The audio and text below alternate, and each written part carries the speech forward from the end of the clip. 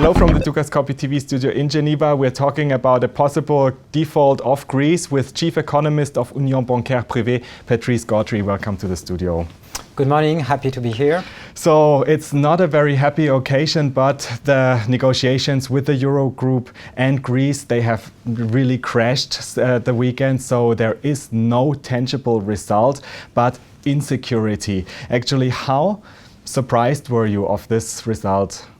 Very surprised and very disappointed by the absence of any results of these past week negotiations. We have hoped that Eurozone and Eurogroup and the Greek government were able, in fact, to find a compromise and to begin this new week with news and more positive news. Instead, we have this prospect of referendum for the next weekend, and we have seen negative reactions and negative developments in this political situation. So is a default of Greece unavoidable now?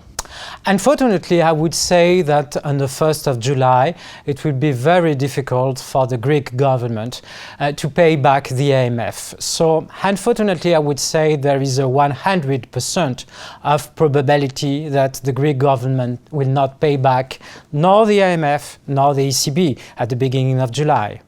So what scenarios are there now? So what can the ECB do?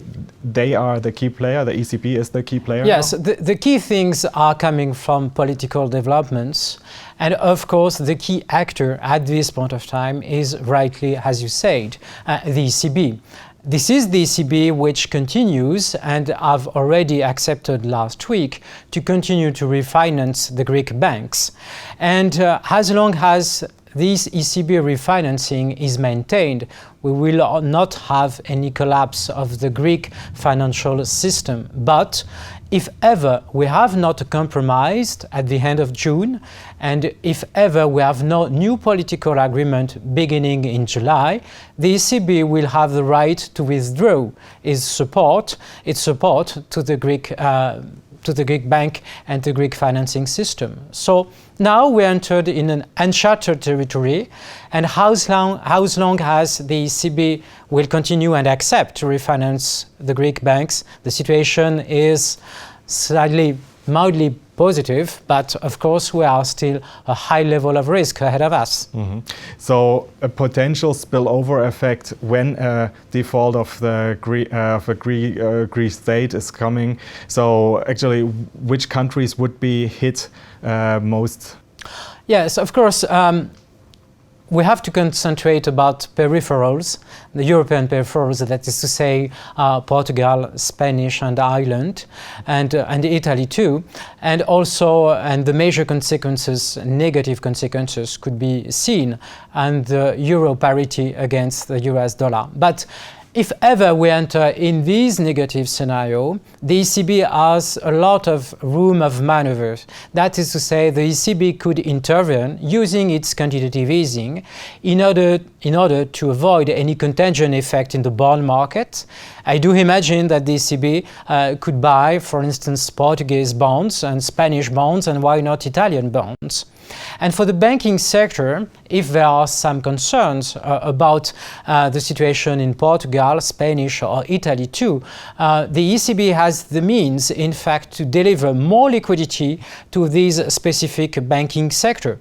So I would say that even if we have very, very large uncertainties on the political front and the financial front in terms of bond markets and in terms of financial sector for the peripherals, hopefully we have a lot of means that could come from the ECB in order to avoid a contagion effect. And if we talk about the European economy in general, how strongly will it be hit, or does growth have to be redefined or revised this year? Unfortunately, I would say that, unfortunately for the Greek people, the weight of the Greece within the Eurozone remains very small. So I do imagine that, in fact, the situation for Greece economy will not change. We have seen that in the first quarter it was in negative territory, that is to say, in a recession. Fortunately, I could imagine a more negative recession due to these political developments. So for the Eurozone as a whole, in terms of growth prospect, it will not change and will not impact too much, too negatively, the growth just to revise down by 0.1 or 0.2%. Of course, the main risks are coming from the bond market and from the financial situation. Is there any contagion and the banks outside Greece and within the Eurosystem? This is more positive and more important, perhaps, just only the growth numbers. Mm-hmm. You just mentioned it, so the effects of this crisis to the Greek society are much more severe than for the rest of Europe. So what if for this referendum that is going to take place the next weekend, people are overwhelmingly say, yes, we would like to accept the conditions proposed by the Eurogroup? What if government might change because of that, because it's not longer representing the interests of the people of Greece?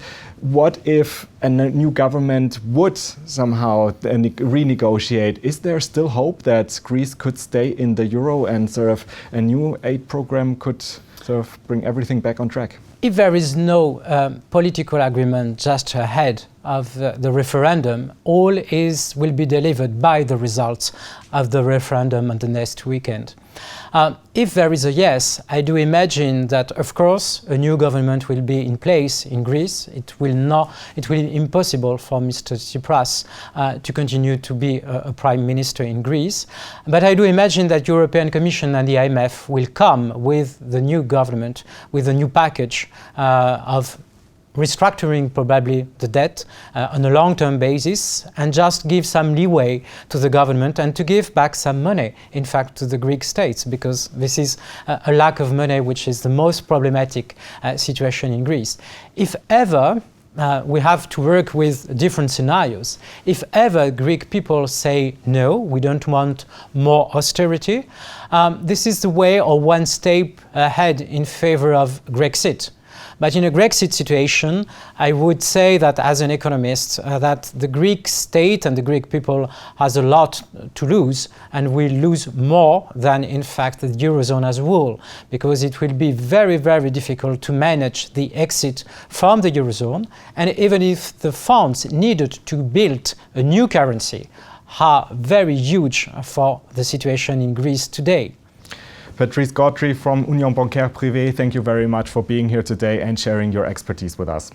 Thank you. And thanks for watching. Do make sure to keep clicking back on the Dukaskopy TV website for latest updates and exclusive interviews. Have a good day and see you next time.